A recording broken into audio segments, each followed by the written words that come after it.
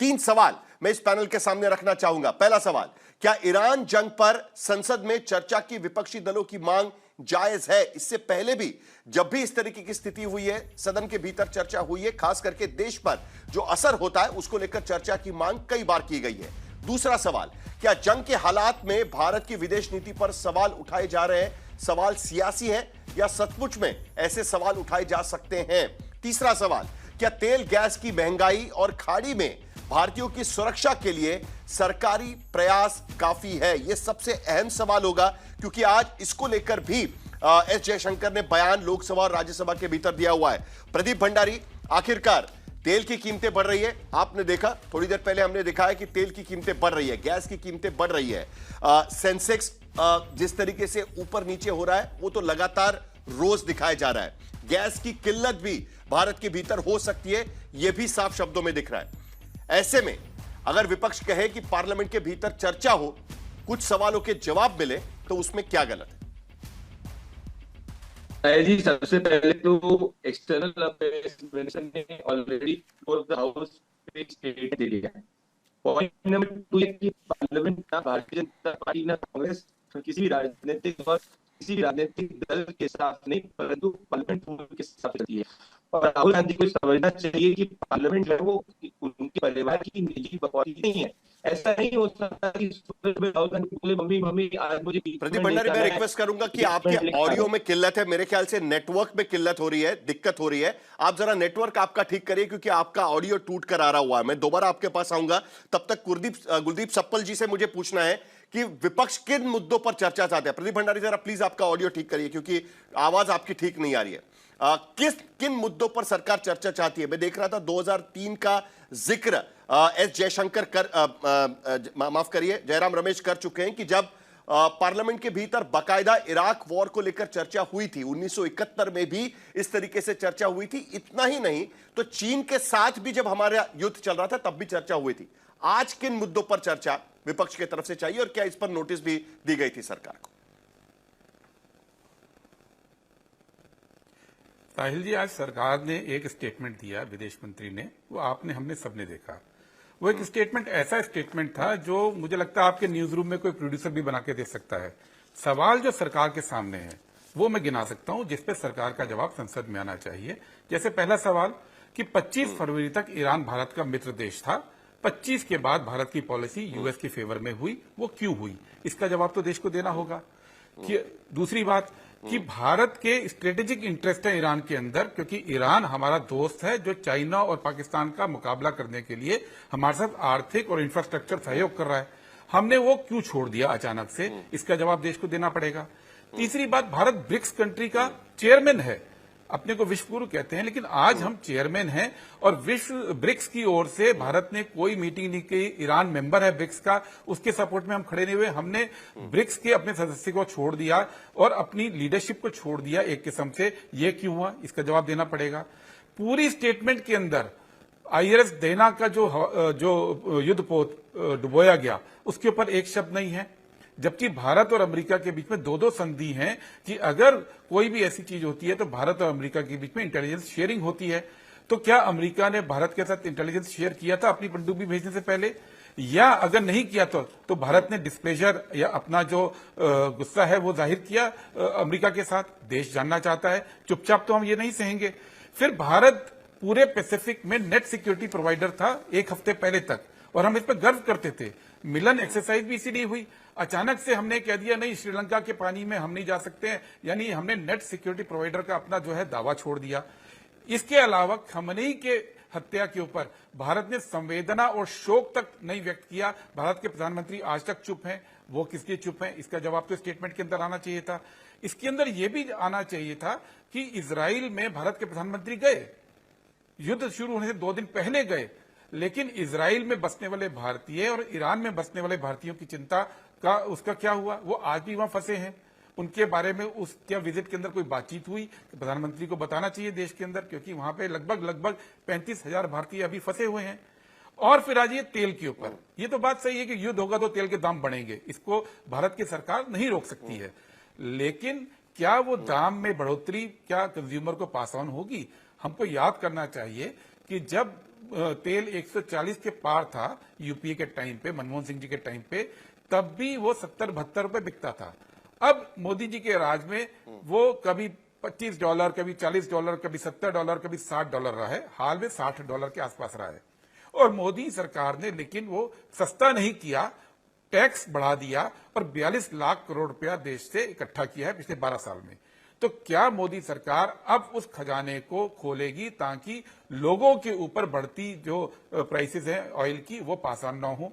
ये तो देश को पूछना पड़ेगा, क्योंकि आप जब सस्ता हुआ था तब कई देशों ने इस बारे में अपनी भूमिका साफ की हुई है, और साउथ अफ्रीका ने खास करके तेल की कीमतों पर कैपिंग लगा दिया है। और तेल के अलावा जी जी जी जी और तेल के अलावा एक और बड़ा मुद्दा है, वहां से हमारा 100% पोटैश आता है और 80% सल्फर आता है।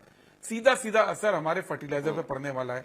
उसकी क्या योजना? सिर्फ फर्टिलाइजर नहीं, सल्फ्यूरिक एसिड हमारी इंडस्ट्री में यूज होता है, हमारे बैटरीज में यूज। कुल मिलाकर प्रदीप भंडारी, हमारी सारी जो स्टेटमेंट चिप्स वगैरह जहां बन रहे हैं विदेश मंत्री की तरफ से सदन के भीतर दिया गया, वो एडिक्वेट नहीं है, वो नाकाफी है। कुल मिलाकर विपक्ष ये कहने की कोशिश कर रहा है। कुछ बेसिक सवाल है जो विपक्ष के तरफ से उठाए जा रहे हैं। पहला सवाल जो विपक्ष के तरफ से उठाया जा रहा है, क्या हमारी विदेश नीति चेंज हुई है? जो ईरान एक समय में हमारा दोस्त था, क्या अब हम ईरान के खिलाफ जाकर इजराइल के खेमे में जाकर खड़े हो गए हैं? यह एक सवाल विपक्ष के तरफ से उठाया जा रहा है। दूसरा सवाल खास करके विपक्ष के तरफ से उठाया जा रहा है कि अगर हमारे तेल के दाम बढ़ेंगे तो हम इस पर क्या उपाय करेंगे, क्योंकि कई सारे ऐसे देश हैं जो तेल की कीमतों पर कैप करना शुरू कर दिया है ताकि तेल के दाम इस स्थिति में वहां पर नहीं बढ़ सके। इस तरीके के तमाम सारे मुद्दे हैं। विपक्ष कहता है कि सिर्फ बयान देने से काम नहीं चलेगा, सरकार की नीति हमें समझनी है। तो क्या आपको नहीं लगता कि इस पर चर्चा होनी चाहिए? क्या सरकार इस पर समय देने के लिए तैयार है, या इस बार इस पर चर्चा नहीं हो पाई? साहिल जी, पार्लियामेंट राहुल गांधी या गांधी वाड्रा फैमिली के विन्स और फैंसीज के हिसाब से नहीं चलेगा, रूल के हिसाब से चलेगा। सुबह सुबह राहुल गांधी उठ के नहीं बोल सकते सोनिया गांधी जी के साथ भाई मम्मी मुझे आज जो ये मोशन लेके आना है ये मोशन लेके आऊं, कल कांग्रेस पार्टी बोले मुझे दूसरा मोशन लेके आना है मोशन लेके आऊं। फैक्ट क्या है कि ये मोशन जो आज एडमिट हुआ है, ये मोशन तो कांग्रेस पार्टी लेके आई थी। अब कांग्रेस पार्टी अपने खुद के मोशन को खारिज कर रही, तो इसका ये मतलब थोड़ी कि पार्लियामेंट जो है वो अपने रूल के हिसाब से नहीं चलेगा। पार्लियामेंट का अब 352, 353 का कांग्रेस ने सरेआम जो है उल्लंघन करा है। तो आज आप एक समझ लीजिए कि कांग्रेस पार्टी हिस्टोरिकली भले चीफ जस्टिस ऑफ इंडिया हो गया, लोकसभा के स्पीकर हो गए, चीफ इलेक्शन कमिश्नर हो गए, हर व्यक्ति के खिलाफ अविश्वास प्रस्ताव लाती है। जब उस पर चर्चा होती है कांग्रेस औंधे मुंह गिर जाती है और राहुल गांधी की बेइज्जती होती है, और वो हमेशा गोल पोस्ट शिफ्ट करने का प्रयास करती है। अब मैं फैक्चुअल आपको रिबटल देना चाहता हूं। फैक्ट नंबर 1 है, याद करिए, ये है एमवी देश शांति। ये हमारा हिंदुस्तान का शिप था जिसको अगस्त 13 जब कांग्रेस पार्टी सरकार के अंदर थी, जब उसको 25 क्रू को होस्टेज रख लिया गया था ईरान द्वारा, उस समय कांग्रेस पार्टी की सरकार थी। कांग्रेस पार्टी ने चू तक नहीं करी, कांग्रेस पार्टी को मदद बाकी नेशन से लेनी पड़ी और जाके हमारे सेलर्स को रिहा किया गया। ये वही कांग्रेस पार्टी जिसने ईरान के खिलाफ 2005, 2006 और 2009 में IAEA में वोट किया था। ये वही कांग्रेस पार्टी है जिसने अभी तक एक स्टेटमेंट, साहिल जी, 90 लाख हमारे भारतीय खाड़ी देश के अंदर है, आप भी जिस बात को कह रहे हैं, क्या कांग्रेस पार्टी ने एक भी बार इनके प्रति संवेदना को व्यक्त करा? नहीं किया। अब मैं ऑयल के फैक्ट्स पे आना चाहता हूं। फैक्ट नंबर 1 ये है कि आज हम 40 से ज्यादा कंट्रीज से जो है वो ऑयल और एनर्जी डिपेंडेंस पे, ना कि 27 कंट्रीज पे जो यूपीएस शासन काल में था। फैक्ट नंबर 2 ये है कि कोई भी ऑयल या एलएनजी के जो प्राइस है वो सऊदी कॉन्ट्रैक्ट प्राइस के हिसाब से निर्धारित होते हैं। जो पेट्रोल और डीजल पे, उस पे सरकार ने ऑलरेडी स्पष्ट कर दिया है कि इसके दाम अगर बढ़ेंगे तो एंड कस्टमर्स तक हम इसका जो रिलीफ है वो पहुंचाएंगे और एल कस्टमर्स तक इसकी दिक्कत नहीं आने देंगे। एलएनजी के ऊपर भी मई 2014 के अंदर एलपीजी का जो रेट था 906 था और मार्च 2026 के अंदर 913 है। मतलब पिछले 10 सालों के अंदर 60 रिविजन के बाद में सिर्फ 5 रुपए एलपीजी की कीमत यही तो मुद्दा है कि अगर भारतीय जनता पार्टी के प्रवक्ता टेलीविजन के डिबेट में ये सारे मुद्दे कह सकते हैं, तो यही बातें पार्लियामेंट के भीतर चर्चा में क्यों नहीं आ सकती? अगर जो बात पार्लियामेंट के पिछले सेशन में हुई थी, उसके बाद युद्ध शुरू हुआ है, उसके बाद अगर सुरक्षा को लेकर कोई चर्चा करना चाहता है तो उसमें क्या गलत है? प्रदीप भंडारी, जल्दी से आपका जवाब, फिर सप्पल जी उसका जवाब देंगे। साहिल जी, तो ये पार्लियामेंट पे कांग्रेस पार्टी देश से माफी मांगेगी जो उसने स्पीकर के खिलाफ अविश्वास प्रस्ताव लाया था, वो उस पे उसको वापस से लेना चाहती है। ऐसा थोड़ी हो सकता है कि कांग्रेस पार्टी मंडे को निर्धारित करे कि हम स्पीकर पे अविश्वास प्रस्ताव लाएंगे, सरकार अग्री करे, ट्यूसडे को बोले नहीं ये डिस्कस करो। राहुल गांधी नहीं पार्लियामेंट चलाएंगे ना, रूल्स और प्रोसीजर्स पार्लियामेंट चलाएंगे। पार्लियामेंट प्राइवेट प्रॉपर्टी नहीं है गांधी वाड्रा फैमिली की, जो निर्धारित करे चर्चा होगी। गुरदीप सप्पल, जी, मुझे बड़ी हैरानी होती है कि बीजेपी के सारे लोग वो मोदी जी को इतना गलत प्रधानमंत्री क्यों साबित कर रहे हैं, क्योंकि ये मोदी जी थे जो पिछले 12 साल से ईरान के साथ रिश्ते बढ़ा रहे थे। ये मोदी जी थे जो चाइना और पाकिस्तान के खिलाफ ईरान के साथ international north south trade corridor बना रहे थे, क्योंकि पाकिस्तान और चाइना को छोड़कर सेंट्रल एशिया, यूरोप और अफगानिस्तान पे जाने का रास्ता केवल ईरान के थ्रू है। ये मोदी जी थे जिन्होंने चाबहार को पोर्ट को अपना सबसे बड़ी उपलब्धि बताई थी और उसको बिल्ड कर रहे थे। तो अचानक से ये सब भूल कर ईरान को ये क्यों साबित करने में लगे हैं कि ईरान हमारा जो है मित्र नहीं था, जबकि 25 फरवरी तक ईरान को एज अ मित्र आपने मिलन जो नेवल एक्सरसाइज है उसमें बुलाया हुआ था। तो बीजेपी के लोगों का मोदी जी के अंदर अब अविश्वास क्यों हो रहा है, उनकी 10 साल की पॉलिसीज में अविश्वास क्यों हो रहा है, ये पहला सवाल। दूसरी बात, विदेश नीति पर चर्चा करिए सदन के भीतर, मैं जवाब अगर बदली है तो बताइए देश को। डिबेट जाती है तो सुनिए जो ये बातें कहते हैं, राहुल जी पे कमेंट करते हैं, मैं क्योंकि इनकी आदत बन चुकी है। लेकिन सवाल ये है कि संसद के एक दिन के अंदर अलग अलग हिस्से होते हैं, शायद इनको मालूम नहीं है, संसद कवर नहीं की होगी, संसद सदस्य नहीं रहे, मैं तो वहां पे रहा हूं, मैंने संसद मैनेज की है। अलग अलग आवर में अलग अलग डिबेट होती है, एक डिबेट पूरा दिन चले जरूरी नहीं है। नो कॉन्फिडेंस मोशन और ये जो स्टेटमेंट है इसके ऊपर चर्चा, ये दोनों एक दिन के अंदर हो सकती थी, ये नहीं होने दी गई। आप नहीं देना चाहते हैं, कुल मिलाकर विपक्ष कह रहा है कि सरकार इस पर बात नहीं करना चाहती। 12 साल का राहुल गांधी आरोप लगा रहे हैं कि चर्चा होगी तो सरकार के लिए मुश्किलें बढ़ेगी, चर्चा होगी तो यूएस डील के बारे में बात होगी, और यही वजह है कि पार्लियामेंट में सरकार चर्चा नहीं होने देना चाहती। राहुल गांधी ने साफ शब्दों में आरोप लगाया और वही बात विपक्ष की तरफ से कही जा रही है। मैं बेशक संसद का सदस्य नहीं हूं, पर संसद की प्रणाली का बहुत गहरा अध्ययन करता हूं और बहुत माइन्यूटली इस बात को देखता हूं।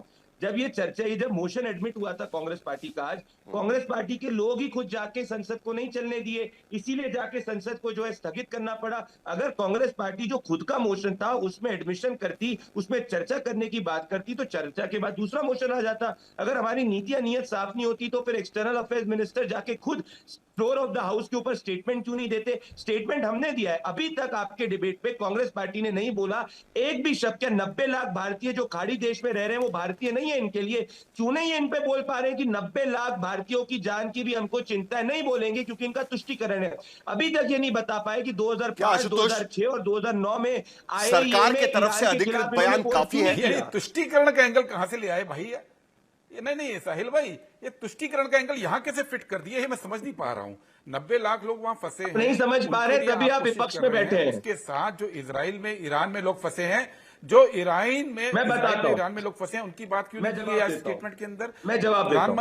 प्रधानमंत्री गए इजराइल के पीएम से मिले, चलिए उस पर अलग से चर्चा होगी, तुष्टिकरण की अलग से चर्चा होगी। मैं बताता हूं तुष्टिकरण क्या सिर्फ तुष्टिकरण की वजह से विपक्ष चर्चा चाहता है? ये बड़ा इंटरेस्टिंग आरोप लगाया गया है। लेकिन क्या नहीं, प्रदीप भंडारी 5 सेकंड, उसके बाद आशुतोष 5 सेकंड। इसीलिए सफल साहब, क्योंकि जब 7 अक्टूबर को सप्पल साहब, मैं जवाब दे रहा हूं आपको, इसीलिए क्योंकि जब 7 अक्टूबर को इजराइल के अंदर मासूमों को मारा गया था, उस पे आपने अभी तक एक संवेदना व्यक्त नहीं की है। आप चुन चुन के देखते हो कि मासूम आपका वोट बैंक का है तब आप संवेदना व्यक्त करोगे, मासूम आपके वोट बैंक का नहीं तब आप संवेदना व्यक्त करोगे। अगर 7 अक्टूबर एक मिनट तीनों पे आप बात करते तो मैं आपके दोस्त राष्ट्र के कांग्रेस पार्टी नेता की मौत होती है युद्ध के भीतर, वर्किंग कमेटी ने उस पर बयान जारी नहीं होना चाहिए। कांग्रेस पार्टी की वर्किंग सप्पल साहब, एक मिनट साहिल भाई, गलत बात को गलत कहना पड़ेगा। कांग्रेस पार्टी की वर्किंग कमेटी की मीटिंग के अंदर उस घटना का बाकायदा निंदा प्रस्ताव किया गया है। झूठ। अरे मैं वर्किंग कमेटी मेंबर हूं, मुझे मालूम है वो प्रस्ताव ये चर्चा तो होती रहेगी कि 2013 में क्या हुआ था, 5 में क्या हुआ था, 10 में क्या हुआ था, 3 में क्या हुआ था। लेकिन आज की स्थिति में आशुतोष, आपने स्टेटमेंट सुना, एस जयशंकर का स्टेटमेंट मैंने भी सुना, राज्यसभा के भीतर भी सुना और लोकसभा के भीतर भी सुना।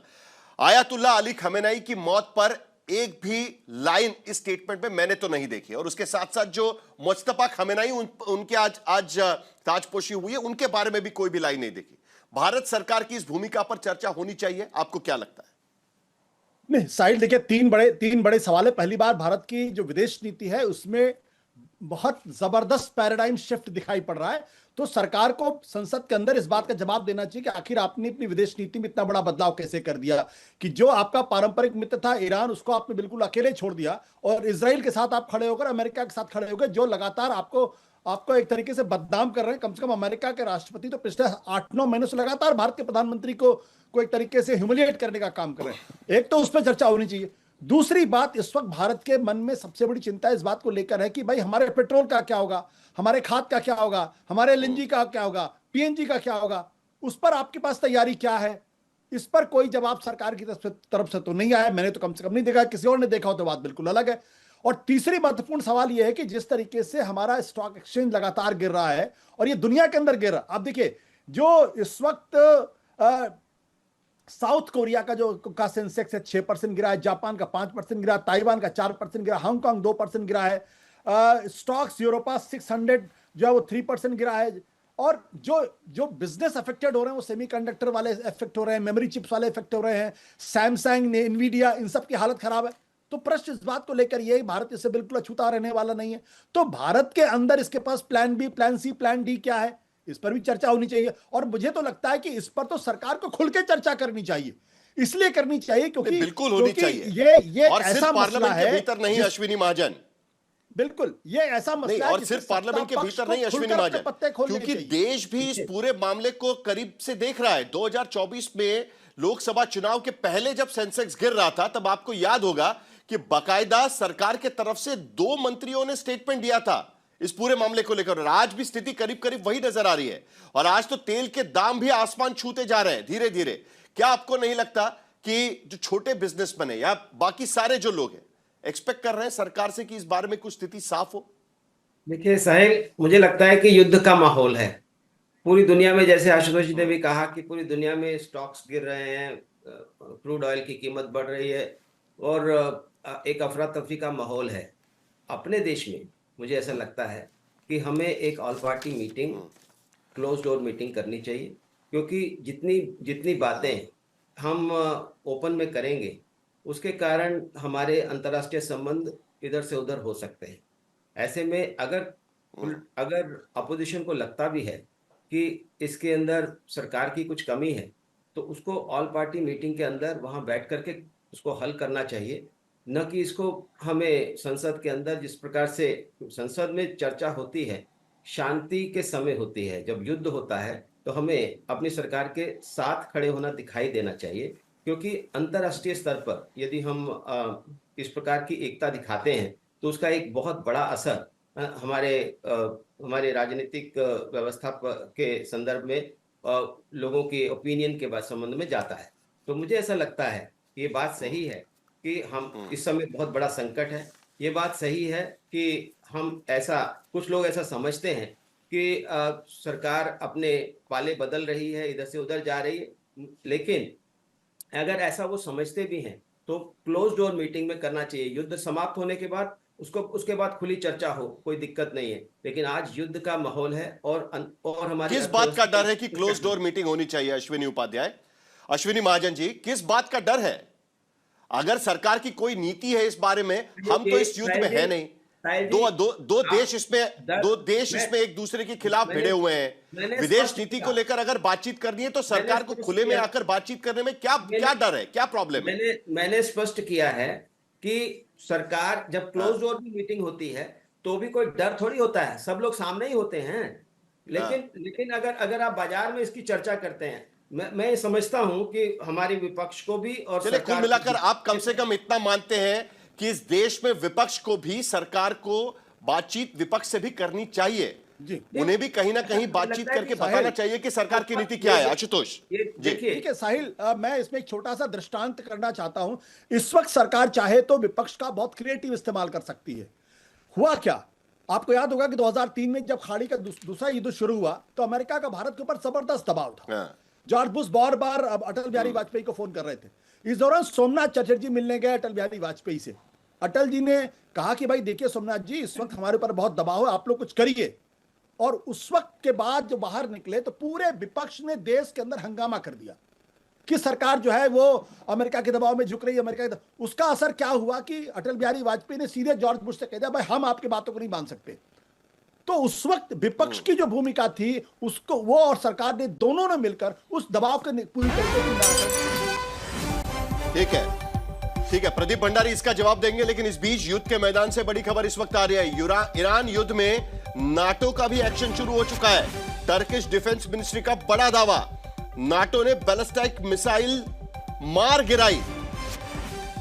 पूर्वी भूमध्य सागर में गिराई गई है यह मिसाइल और टर्किश डिफेंस मिनिस्ट्री ने दावा किया है कि नाटो की तरफ से बैलिस्टिक मिसाइल मार गिराई गई है। और पूर्वी भूमध्य सागर में दरअसल ये बैलिस्टिक मिसाइल फायर की गई थी। हालांकि यह नहीं पता है कि कहां किसने ये फायर की थी, लेकिन टर्किश डिफेंस मिनिस्ट्री का दावा है कि ये बैलिस्टिक मिसाइल नाटो ने मार गिराई है। प्रदीप भंडारी हमारे साथ में। प्रदीप भंडारी, जो आशुतोष सवाल उठा रहे हैं कि विपक्ष के साथ बात तो करिए, अश्विनी महाजन भी यही कहने की कोशिश कर रहे हैं, सपल जी कह रहे हैं कि कम से कम पार्लियामेंट के सामने आई है और कुछ तथ्यों को सामने रखी, कुछ सवालों के जवाब दीजिएगा। क्या सरकार करेगी? मई 8, 2025 जब ऑपरेशन सिंदूर की बात थी तो ऑल पार्टी मीटिंग को कन्वीन किया गया था। पूर्व में कई ऐसी बार है जब ऑल पार्टी मीटिंग को कन्वीन किया गया है। उसके बाद क्या हुआ, राहुल गांधी ने पूछा हिंदुस्तान के कितने जहाज गिरे। क्या विपक्ष की कोई अकाउंटेबिलिटी देश के प्रति होगी या देश के प्रति विपक्ष की कोई अकाउंटेबिलिटी नहीं होगी? क्या पार्लियामेंट के प्रति विपक्ष की कोई अकाउंटेबिलिटी होगी या विपक्ष की कोई अकाउंटेबिलिटी नहीं होगी? सुनिए जरा एक फैक्ट, आशुतोष जी आधी बातें करते हैं। 2022 के अंदर पेट्रोल के दाम थे 96.72 रुपीज, आज पेट्रोल के दाम है 94.77 रुपीज। डीजल के दाम 2022 में थे 89.62 रुपीज, अभी डीजल के दाम है 87.67 रुपीज। तो पेट्रोल और डीजल 2022 और अभी इतने बड़े कॉन्फ्लिक्ट के बावजूद स्टेबल है। तो इसके लिए आपको पहले तो सरकार की प्रशंसा करनी चाहिए और मानना चाहिए कि जो इस वक्त हम लोग की पॉलिसी है वो एंड कंज्यूमर तक राहत दे रही है, ना कि एंड कंज्यूमर तक दिक्कत पहुंचा रही है। Point number 1। पॉइंट नंबर 2, कोई चर्चा से नहीं भाग रहा है। अगर चर्चा से भाग रहे होते तो एक्सटर्नल अफेयर्स मिनिस्टर जो है स्टेटमेंट क्यों नहीं देते? परंतु पार्लियामेंट का रूल है, कांग्रेस पार्टी संसद को चलने तो दे। कांग्रेस संसद को चलने ही नहीं दे रही है, खुद के मोशन के ऊपर चर्चा नहीं करना चाह रही है। अरे खुद के मोशन पे चर्चा करो, होने दो वोटिंग, उसके बाद जाके तुम्हारे मोशन दूसरा लेके आओ, मिलकर चर्चा करेंगे। आज भी आशुतोष जब जयशंकर बयान देने की कोशिश कर रहे थे, शोरगुल में उनका बयान साफ शब्दों में सुनाई नहीं दे रहा था।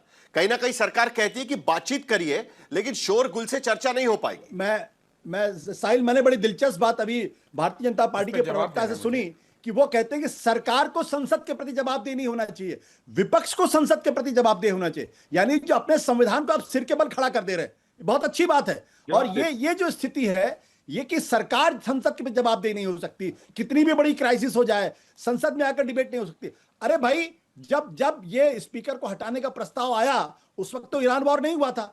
आज पूरी दुनिया जिस ईरान वॉर से तबाह है, परेशान है, दिक्कत में है, उस पर फौरन इमरजेंसी मीटिंग करने की जरूरत है, उस पर फौरन संसद में करने की जरूरत है। स्पीकर का मामला तो हम 2 दिन बाद भी देख लेंगे, 4 दिन बाद भी देख लेंगे, 1 हफ्ते बाद भी देख लेंगे, उसमें जल्दी से 20 सेकंड उसके बाद प्रदीप भंडारी भाग रही है। चलिए जी। हाँ, देखिए, पहली बात जो आप विपक्ष कह रहे हैं, आप ये भूल रहे हैं कि ये पार्टियां 10 राज्यों में सत्ता में भी हैं विपक्ष की, और इसलिए इनको बताना भी जरूरी है, पहली बात। दूसरी बात, जो तेल की कीमतों की बात कर रहे हैं, स्थिर हैं लेकिन ऊंचे लेवल पे स्थिर रखी आपने ये नहीं बताया कि मोदी सरकार ने करीब 380% एक्साइज को बढ़ाया है 10-12 साल के अंदर, 380% पेट्रोल डीजल के ऊपर। और यूपीए के टाइम पे कम कीमतें कम कैसे होती हैं? यूपीए के टाइम पे जितना टैक्स वसूला जा रहा था तेल के ऊपर, उसका 50% सब्सिडी के रूप में वापस दे रहे थे। और इस बात को लेकर कई बार सवाल उठाए गए थे। सरकार की तरफ से कहा गया कि राज्यों को भी अपने टैक्स कम करने चाहिए। लेकिन प्रदीप भंडारी, आखिर में प्रदीप भंडारी, क्या चर्चा होगी सदन के भीतर? क्योंकि आज की स्थिति में लोगों के सामने सचमुच में बड़ी समस्या है। प्रदीप भंडारी, जल्दी से, मेरा समय खत्म हो रहा है। साहिल जी, कांग्रेस पार्टी की 10 राज्यों में सरकार नहीं है, विपक्ष चर्चा चाहता है। कांग्रेस पार्टी और राहुल गांधी चर्चा नहीं करना चाहती, क्योंकि राहुल गांधी जो है वो संसद में पूर्व नियोजित साजिश के तहत संसद को चलने नहीं दे रहे। इसका लेकिन इसके बावजूद भारत जैसी डेमोक्रेसी में संसद सर्वोच्च है, और क्या इस बारे में चर्चा संसद के भीतर होती है, इस पर हमारी नजर बनी रहेगी। फिलहाल